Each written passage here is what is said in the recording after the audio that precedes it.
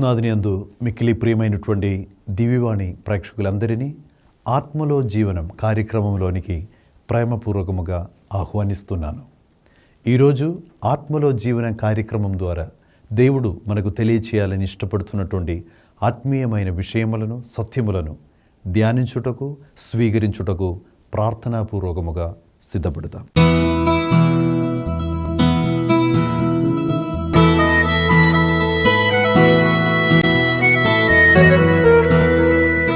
ప్రియమైనటువంటి సహోదరి సహోదరులారా, ఈరోజు ఆత్మలో జీవనం కార్యక్రమంలో ధ్యానించుటకు, ప్రార్థించుటకు దేవుడు మనల్ని ప్రేరేపిస్తున్నటువంటి అద్భుతకరమైన ఒక వాక్య భాగము కీర్తన గ్రంథం 32వ అధ్యాయము 7వ వాక్యం. కీర్తన గ్రంథం 32వ అధ్యాయము 7వ వాక్యంలో దావీదు ఈ విధముగా దేవుణ్ణి గురించి చెప్తున్నాడు. ప్రభువు, నీవు నాకు దాగుచోటు. God is my hiding place. నా దాగు చోటు నీవే అని దేవుని ప్రకటిస్తున్నటువంటి దావీదు రాజుని ఆ వాక్య భాగంలో మనం చూస్తున్నాము. ప్రియులారా, ఈ యొక్క వాక్యము దావీదు కీర్తన గ్రంథంలో రాసుకునేటువంటి సమయంలో అతని మనసులో ఉన్నటువంటి జ్ఞాపకాలు, ఆలోచనలు, ఎన్నెన్నో అద్భుతకరమైనటువంటి ఆ దేవుని యొక్క కాపుదల, ఎన్నెన్నో భయంకరమైన ప్రమాదకరమైనటువంటి జీవిత పరిస్థితిలో అతడు ఎదుర్కొనేటప్పటికీ కూడా ఆ దేవుడు ఒక కవచముగా అతనిని కప్పివేసి అద్భుతకరమైన ఆ దేవుడు తన యొక్క ఆ రెక్కల క్రింద భద్రపరచి నడిపించిన ఆ రోజులన్నిటినీ కూడా మనసులో జ్ఞాపకం చేసి దేవునికి కృతజ్ఞతలు తెలియచేసి అతడు దేవుణ్ణి పొగడి, దేవుని స్తుతించి చెప్పినటువంటి ఒక మాట, God you are my hiding place. ప్రభువా, నా దాగు చోటు నీవే అని దేవుణ్ణి ప్రకటిస్తున్నాడు. ప్రియమైనటువంటి సహోదరి సహోదరులారా, బైబిల్లో మనం చూసినట్లయితే దేవుడు తన ప్రజలందరినీ కూడా తన హృదయలో ఉంచుకోవటానికి ఇష్టపడేవాడు దేవుడు. దానికి ఒక ఉపమానము వలె దేవుడు చెప్పిన ఒక మాట ఏమనగా, లూకాసు వార్త 13వ అధ్యాయం 34వ వాక్యములో, లూకాసు వార్త 13వ అధ్యాయం 34వ అధ్యాయంలో దేవుడు ఈ విధముగా సెలవిస్తున్నాడు. కోడి రెక్కలు విప్పి పిల్లలను కాపాడినట్లు సర్వశక్తిమంతుడైన నేను ఇశ్రాయేలును కాపాడును. అది దేవుని యొక్క అద్భుతకరమైన ఒక వాగ్దానం. దేవుడు తన ప్రజలను ఏ విధముగా తన ప్రజలతో పాటు ఉండాలని దేవుడు కోరుకుంటున్నారో ఆ దేవుని యొక్క కోరిక ఈ యొక్క వాక్యము ద్వారా దేవుడు మనకు తెలియచేస్తున్నారు. కోడి రెక్కలు విప్పి పిల్లలను కాపాడినట్లు సర్వశక్తిమంతుడైన నేను మిమ్మలను కాపాడుతాను. నా పవిత్రమైన, నా భద్రమైన ఆ శ్రేష్టమైన రెక్కల క్రింద మిమ్మల్ని అందరినీ కూడా భద్రపరచి ఏ శత్రువు కూడా నీ దగ్గరికి రానియకుండా, ఏ శత్రువులకు కూడా మిమ్మలను కనిపించకుండా అద్భుతకరమైన శ్రేష్టమైన విధముగా నేను మిమ్మలను కాపాడుతాను అనేటువంటి అద్భుతకరమైన ఒక వాగ్దానం దేవుడు మనకు ప్రసాదిస్తున్నారు. ప్రియమైనటువంటి సహోదరి సహోదరులారా, ఈరోజు ఈ ఆత్మలో జీవనం కార్యక్రమంలో పాల్గొనేటువంటి మిమ్మల్ని అందరినీ, మీ కుటుంబ సభ్యులందరినీ కూడా అద్భుతకరమైన విధముగా దేవుడు తన యొక్క ఆ రెక్కల క్రింద భద్రపరచాలని ప్రార్థిస్తున్నాము. ఈ యొక్క వాక్యపు అభిషేకము మీరందరూ పొందుకోవాలని, అన్ని విధములైనటువంటి ఆపదల నుండి, అనారోగ్య పరిస్థితుల నుండి, దృశ్యము అదృశ్యమైన చీకటి శక్తి ప్రభావముల నుండి కూడా ఆ దేవుడు మిమ్మలను కాపాడి, కోడి రెక్కలు విప్పి పిల్లలను కాపాడినట్లు మిమ్మలను కూడా దేవుడు శ్రేష్టమైన విధముగా ఆ రెక్కల క్రింద భద్రపరచాలని ప్రభు పేరిట ప్రార్థిస్తున్నాను. God is my hiding place. నా దాగు చోటు దేవుడు అని దేవుని వాక్యము మనకు ఈరోజు సెలవిస్తున్నటువంటి సందర్భంలో, ప్రియమైనటువంటి సహోదరి సహోదరులారా, నిర్గమకాండములో కూడా దేవుడు మోషేతో మాట్లాడినప్పుడు నిర్గమకాండం 33వ అధ్యాయం 22వ వాక్యములో దేవుడు ఈ విధముగా ఒక వాగ్దానము మోషేకి దేవుడు ఒక వాగ్దానం ఇచ్చి ఉన్నారు. ఆ వాగ్దానం ఏమనగా, నేను నిన్ను బండ నెరియలో దాచి ఉంచును అని ఒక వాగ్దానం. నేను నిన్ను బండ నెరియలో దాచి ఉంచును మోసెస్ అని ఒక గొప్ప వాగ్దానము దేవుడు ఆ మోషకు దేవుడు నిర్గమకాండంలో ఇచ్చినట్లుగా మనం చూస్తున్నాం. దేవుడు చెప్తున్నారు, I will hide you in the cleft of the rock. ఆ బండ నెరియలో మిమ్మల్ని ఉంచుకొని ఏమాత్రం ప్రమాదము నీ మీద రాకుండా, ఎంతమంది శత్రువులు వచ్చినా కూడా ఆ శత్రువులకు మీరు కనిపించకుండా అద్భుతకరమైన శ్రేష్టమైన విధముగా దేవుడు చెప్తున్నారు, నేను నిన్ను బండ నెరియలో దాచి ఉంచుతాను. బండనెరలో దాచి ఉన్నవాడు మన దేవుడు. బండనెరలో మా అందరినీ కూడా దాచి ఉంచుకొని అద్భుతకరమైన శ్రేష్టమైన ఆ ఒక భద్రత మా అందరికీ కూడా ఇవ్వాలని అభిలషించువాడు మనం ఆరాధించే నిజమైనటువంటి మన దేవుడు. ఈరోజు ప్రత్యేకంగా ఈ యొక్క వాగ్దానము మా అందరి జీవితంలో కూడా నెరవేరునుగాక. దేవుడు చెప్తున్నాడు, బండనెరలో దాచి ఉంచే వాడు మన దేవుడు. బైబిల్లో మనం చూస్తున్నట్లయితే ఈ బండ ఏమిటి అని బైబిల్లో మనం చూసినట్లయితే 1 కొరింథియన్స్ 10వ అధ్యాయము 4వ వాక్యం ఈ విధంగా సెలవిస్తున్నది, ఆ శిల, ఆ బండ క్రీస్తే. That rock is Christ. పౌలు చాలా స్పష్టంగా బోధిస్తున్నాడు, బైబిల్లో చెప్పబడిన బండ Christ is the rock of ages, Christ is the rock of salvation. ఆ రక్షణ శిల క్రీస్తు అని తన వాక్యము ద్వారా పౌలు మనకు నేర్పిస్తున్నాడు.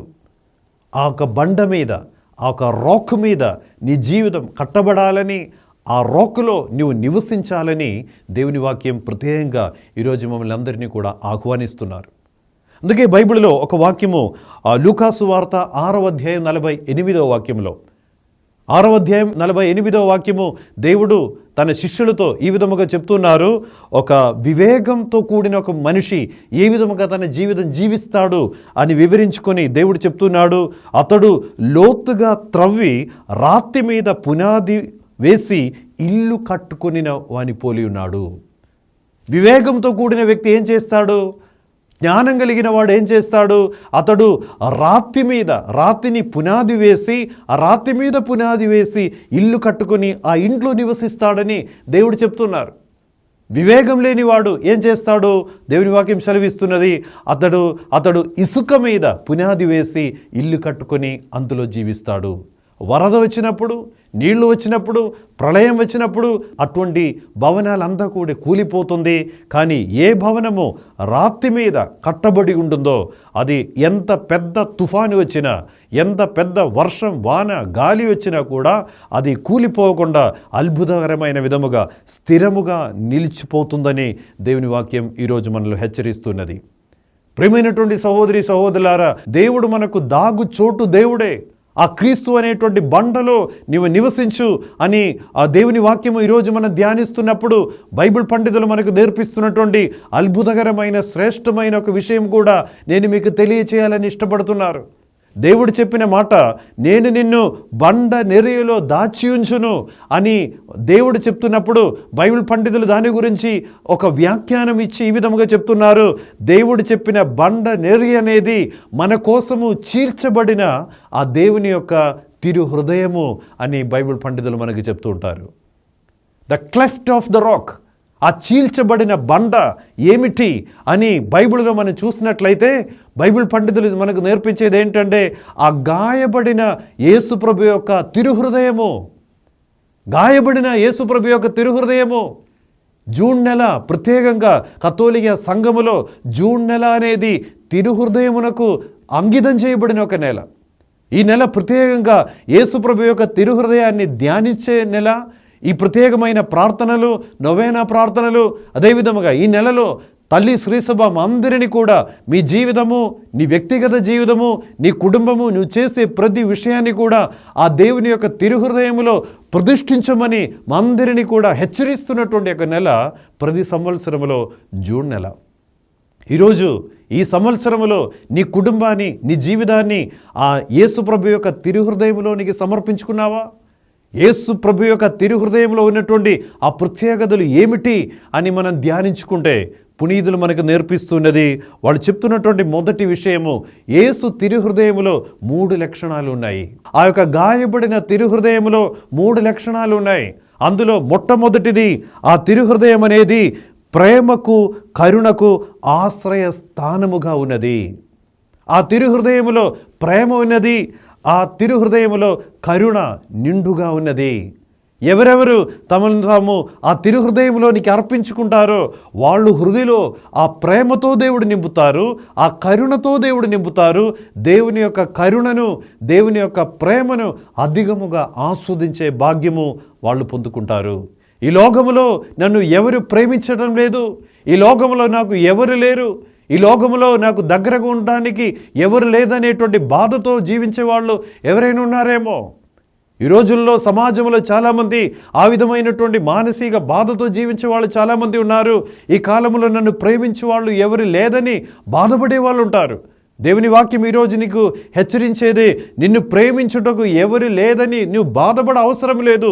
నీకు ఒక దేవుడు ఉన్నాడు, ఆ దేవునికి ఒక గాయపడిన హృదయం ఉన్నది. ఆ హృదయంలో నిన్ను నీవు సమర్పించుకుంటే అద్భుతకరమైన ఆ ప్రేమ నువ్వు అనుభవించగలవు. అందుకే దావీదు ఆ విధముగా తన్ను తాను దేవునిలోనికి అర్పించాడు. ప్రభువే నా దాగు చోటు దేవుడే అని చెప్పి ప్రకటించుకొని ఎవరు లేని సమయంలో జీవితంలో ప్రతిక్షణం కూడా తన జీవితాన్ని దేవునిలో అంకితం చేసిన తర్వాత ఆ దేవుని యొక్క ప్రేమను మరి చాలా లోతుగా అనుభవించి ఆస్వాదించిన తర్వాత దావీదు ఈ విధముగా చెప్తున్నాడు, నా తల్లిదండ్రులు నన్ను విడిచిపెట్టిన, నా తల్లిదండ్రులు నన్ను మరచిన, నాకు దేవుడున్నాడు. ఆ దేవుడు నన్ను పరామర్శించి, ఆ దేవుడు నన్ను ప్రేమించి శాశ్వతమైన ప్రేమతో నన్ను నడిపించువాడు నా దేవుడని. సో దేవుని యొక్క తిరుహృదయంలో ఉన్నటువంటి మొదటి లక్షణము అది ప్రేమకు, కరుణకు ఆశ్రయస్థానము.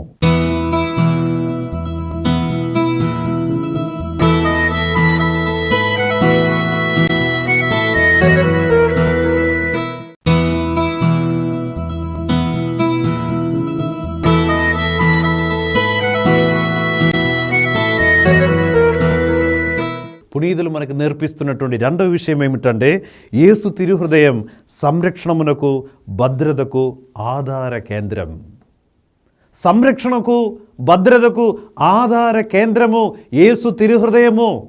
యేసు తిరుహృదయములో సమర్పింపబడిన ఒక కుటుంబమును, యేసు తిరుహృదయములో సమర్పించబడిన ఒక వ్యక్తిని అపహరించుటకు సైతానికి సాధ్యం కాదు.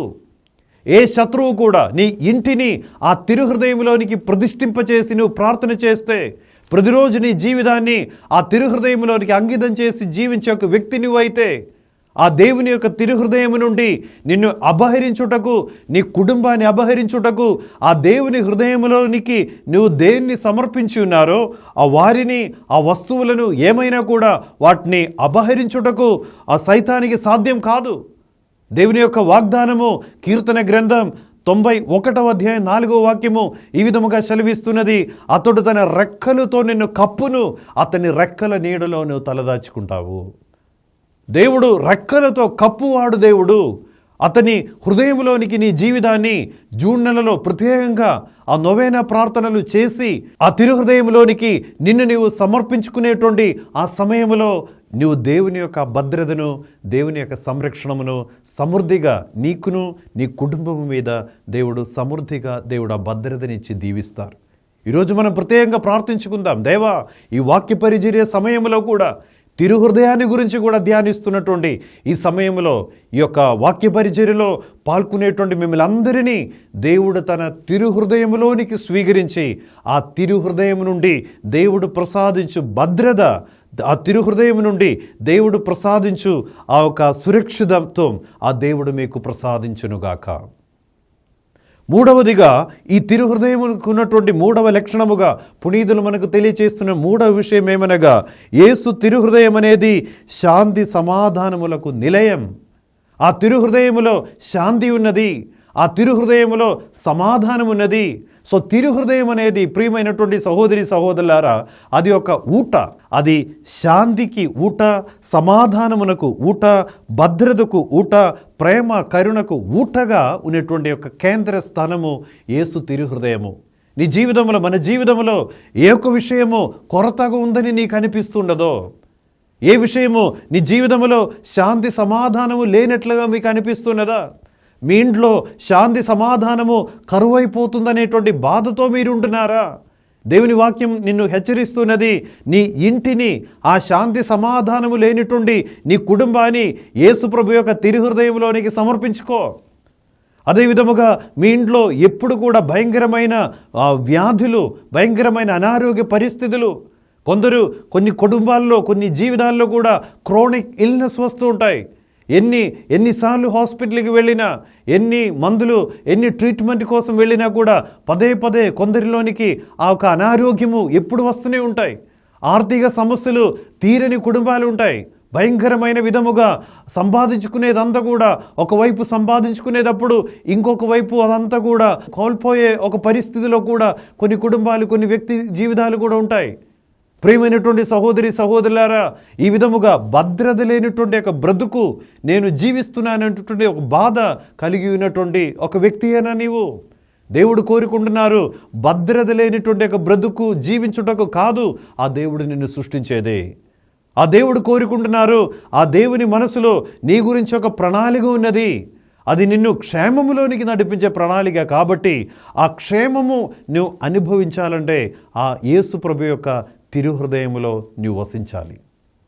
అదే విధముగా యేసు తిరుహృదయం అనేది ప్రేమకు, కరుణకు ఆశ్రయ స్థానమని పునీతులు మనకు నేర్పిస్తున్నప్పుడు, ఆ ప్రేమ, శాంతి, సమాధానం, కరుణ, భద్రత వాటన్నిటికీ కూడా ఊటగా దేవుని యొక్క తిరుహృదయం ఉండగా, ఆ తిరుహృదయంలోనికి ఈరోజు మనం ప్రార్థనాపూర్వకముగా మనందరినీ కూడా సమర్పిస్తున్నాము కూడా. ప్రియులారా, ఐసయా గ్రంథం 32వ అధ్యాయం 18వ వాక్యం, ఆ వాక్యములో దేవుడు తన ప్రజలకు ఒక వాగ్దానం ఇస్తున్నారు. ఆ వాగ్దానం ఏమనగా, దేవుని ప్రజలు చీకు చింత లేకుండా శాంతి సమాధానములతో జీవింతురు. అద్భుతకరమైనటువంటి ఒక వాగ్దానం దేవుడు తన ప్రజలకు దయచేస్తున్నారు. దేవుని ప్రజలు, దేవుడు చెప్తున్నాడు, నా ప్రజలు చీకు చింతలు లేకుండా శాంతి సమాధానములతో జీవింతురు. దేవుని ప్రజల యొక్క లక్షణం ఏమనగా, వాళ్ళు చీకు చిందలు లేకుండా శాంతి సమాధానములతో జీవించే వాళ్ళు దేవుని ప్రజలు. ఆ శాంతి సమాధానం ఎక్కడి నుండి వస్తుంది? ఆ భద్రత ఎక్కడి నుండి వస్తుంది? ఆ ప్రేమ, ఆ సంరక్షణ, సమాధానము ఎక్కడి నుండి వస్తున్నది? అది దేవుని యొక్క తిరుహృదయం నుండి వస్తున్నది. ప్రియమైనటువంటి సహోదరి సహోదరులారా, యోహాను సువార్త 20వ అధ్యాయం 27వ వాక్యం మనం చూసినట్లయితే, అక్కడ ఉత్థానుడైనటువంటి ప్రభు శిష్యులందరికీ కూడా ప్రత్యక్షుడై, అతడు శిష్యులందరికీ కూడా దర్శనమిచ్చే సమయంలో దేవుడు తోమ శిష్యుడిని దేవుడు దగ్గరికి పిలిచారు. తోమ శిష్యుని దేవుడు దగ్గరికి పిలిచి దేవుడు అతనితో చెప్తున్నాడు, తోమా, నువ్వు నా దగ్గరికి వచ్చి నా చేయి చూడుము అని చెప్పి గాయపడిన చేతులను దేవుడు చూపించారు. దాని తర్వాత దేవుడు అతనితో చెప్పిన ఒక మాట ఏంటంటే, నీ చేయి చాచి నా ప్రక్కలో ఉంచుము అని చెప్పి ఆ గాయపడిన హృదయాన్ని తోమకు దేవుడు చూపించారు. ఆ గాయపడిన హృదయము చూశాడు తోమ. ఆ గాయపడిన దేవుని యొక్క ఆ చేతులను దర్శించాడు. అది దర్శించుకున్న తర్వాత పునీతుడు చెప్తున్నాడు, he was filled with heavenly desires.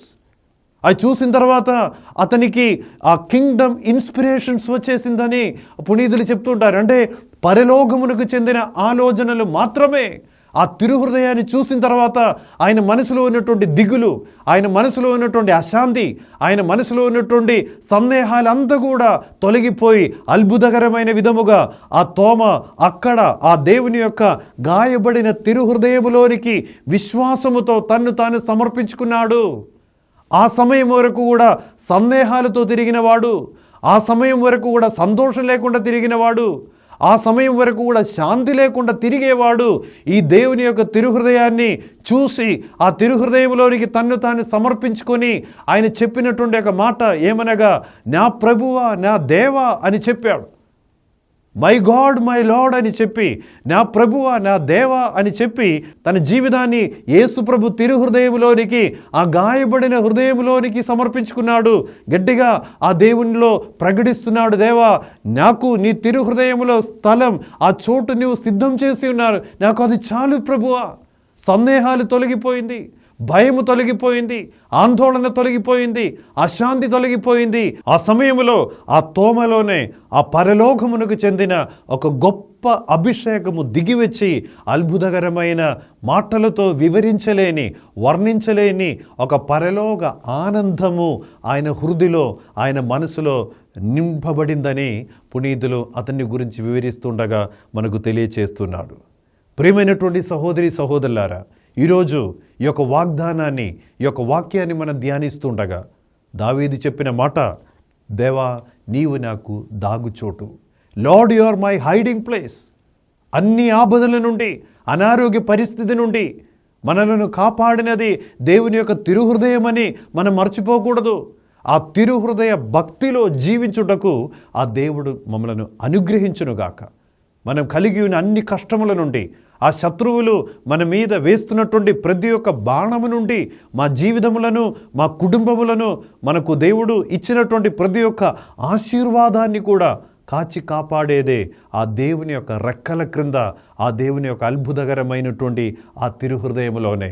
ఈరోజు మనం ప్రత్యేకంగా ప్రార్థించుకుందాం. దేవా నీ తిరుహృదయాన్ని గౌరవిస్తూ, నీ తిరుహృదయంలోనికి ప్రతిరోజు ప్రతిక్షణం సమర్పించుకొని ఆ తిరుహృదయము ప్రసాదించు సంతోషము, సమాధానము, శాంతి, భద్రతను అనుభవించి ఆస్వాదించి చీకు చిందలు లేకుండా శాంతి సమాధానములతో బ్రతికే భాగ్యమును, ధన్యతను మాకు ప్రసాదించమని ప్రభువుతో మనం వేడుకుందాం.